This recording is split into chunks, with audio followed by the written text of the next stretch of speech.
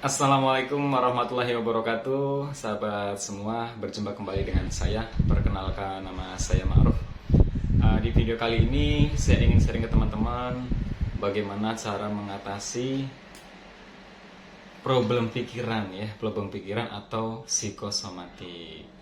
Sedikit mengulas saja buat teman-teman, sedikit mengingatkan bahwa psikosomatik itu adalah gejala yang timbul akibat kecemasan kita, berawal dari problem pikiran ya. Jadi kita itu sakit tapi diawali dengan problem pikiran atau kecemasan ya.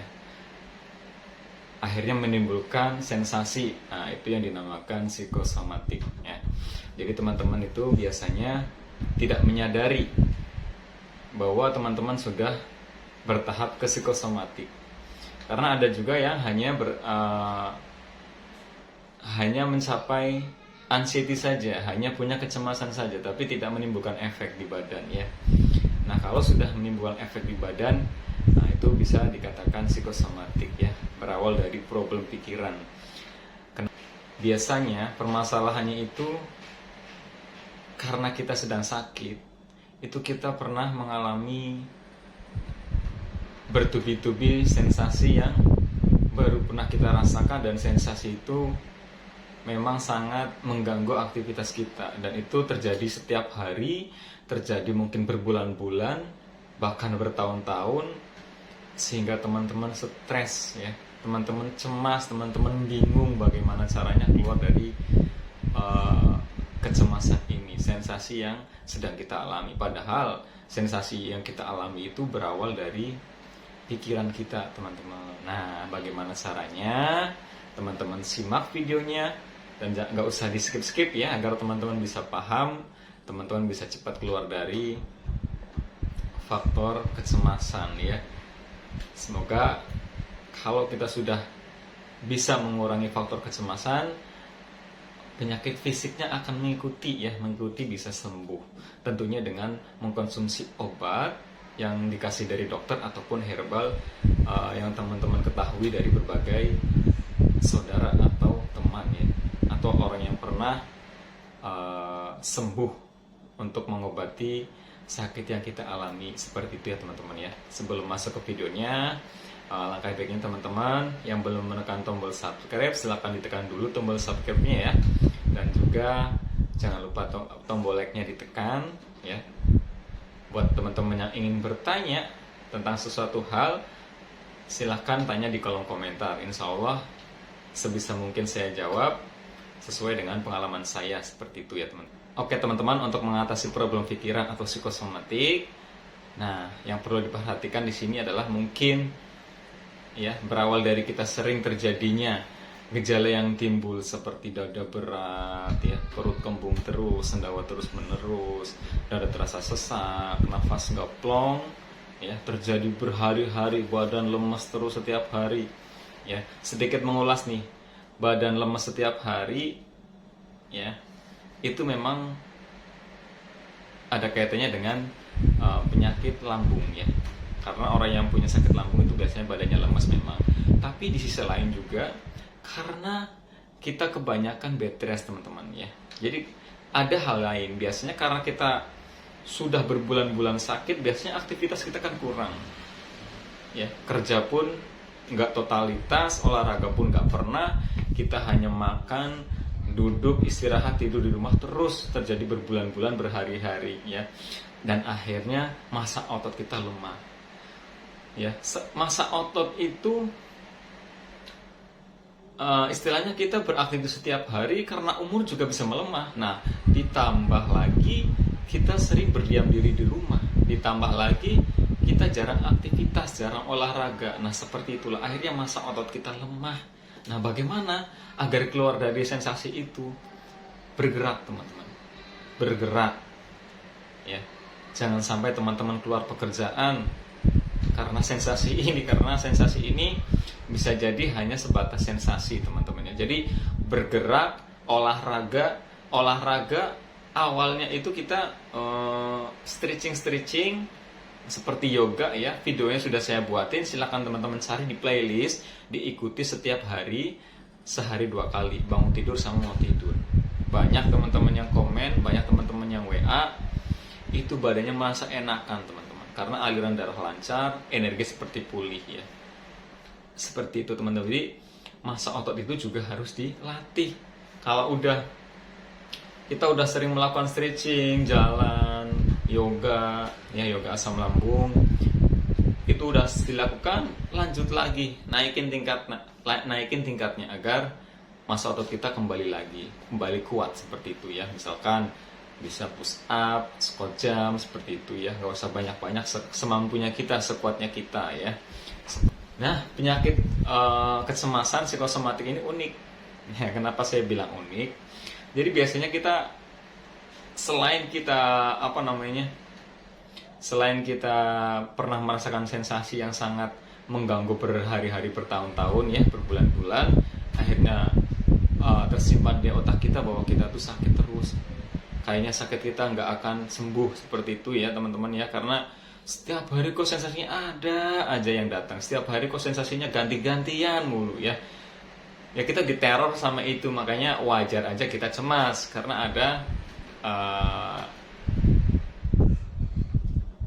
karena memang ada yang kita cemasin ya, ya. Nah, ketakutan itu biasanya ada dua. Yang pertama dari pengalaman apa yang pernah kita lakukan, pengalaman apa yang pernah terjadi di diri kita. Misalkan kalau kita pengalamannya adalah sakit ya, di masa lalu berarti ya udah terjadi ya, sekarang juga masih terjadi sakit. Nah, pengalaman itu misalkan kita pernah tertabrak, naik motor terus tabrakan, kita jatuh ya, sehingga menimbulkan traumatik. Akhirnya kita takut untuk naik motor lagi. Padahal ketika kita naik motor lagi, rasa takut itu berarti kita lawan kan ya, berarti kita harus melawan rasa takut itu ya.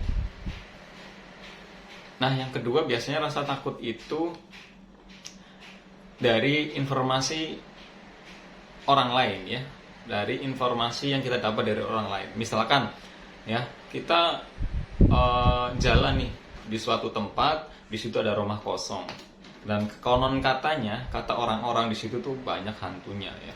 Otomatis ketika kita lewat daerah situ, dekat rumah itu, pasti kita takut karena menurut informasi di situ banyak hantunya ya. Kalau yang namanya hantu kan pasti serem, kita takut. Nah, itu adalah informasi yang kita dapat dari orang lain, padahal belum tentu ya kan.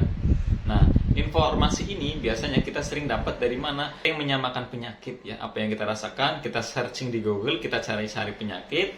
Misalkan ciri-ciri orang penyakit jantung, kalau jalan ngos-ngosan, dadanya sesak misalkan, beranggapan bahwa kita kena penyakit jantung seperti itu ya. Misalkan perut mules sebelah kanan, perut nyeri, di situ muncul ketika kita ketik di Google perut mules, perut sakit sebelah kanan, itu indikasi ada misalkan ginjal, misalkan usus buntu. Ketika kita merasakan sensasi itu, akhirnya kita kepikiran bahwa kita kena penyakit batu empedu atau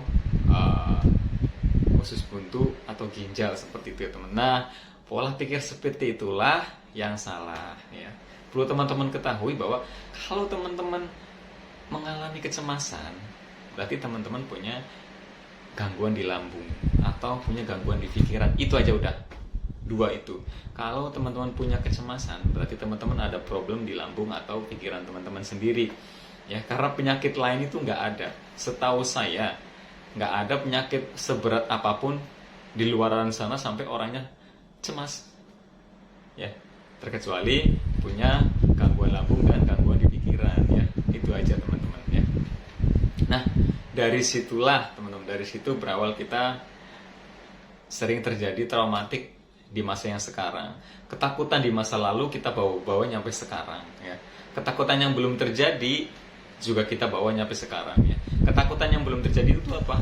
Takut pingsan, takut itu kan belum terjadi ya.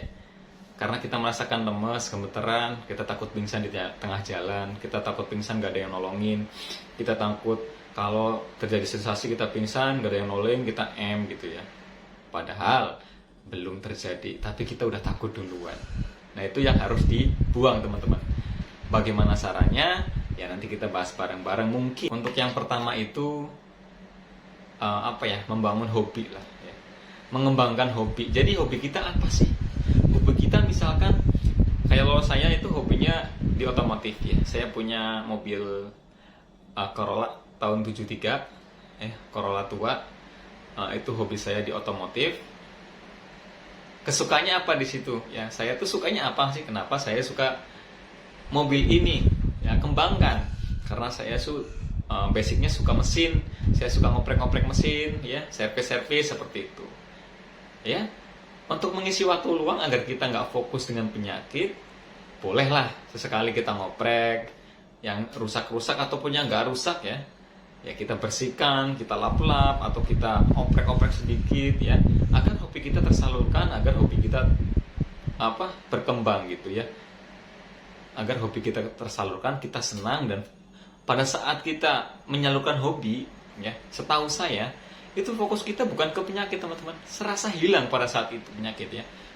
Jadi fokus kita ke hobi kita senang ya melakukan hobi itu. Jadi kita senang ya.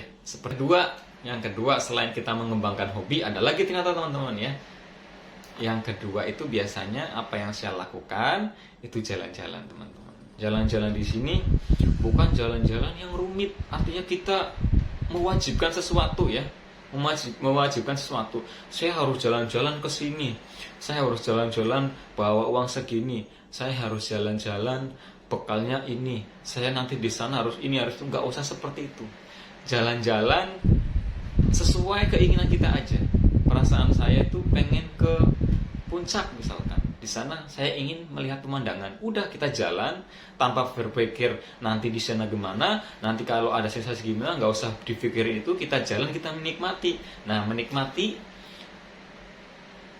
apa yang ada di sekitar kita ya, menikmati apa yang ada di sekitar kita ya, menikmati pemandangan, menikmati orang-orang yang sedang jalan-jalan ria, mereka juga bisa bahagia, kita juga bisa bahagia ya. Jadi seperti itu. Jadi seperti itu untuk mengatasi problem pikiran ya. Yang pertama itu kembangkan hobi, yang kedua itu kita jalan-jalan. Nah, jalan-jalan itu penting sama ya. Jalan-jalan itu pada saat kita jalan-jalan, fokus kita ke jalan-jalannya kalau kita bisa menikmati ya. Kalau kita bisa menikmati, makanya belajar menikmati apa yang ada, apa yang kita lihat, apa yang kita rasakan ya. Jadi misalkan ada sensasi ya sedikit dicuekin, nggak usah dipikirin, karena niat kita sekarang itu untuk jalan-jalan, untuk menyenangkan hati, untuk menenangkan pikiran kita ya, seperti itu. Nah, yang ketiga itu menikmati setiap proses apa yang kita lakukan ya. Contohnya kita lagi mengembangkan hobi ya.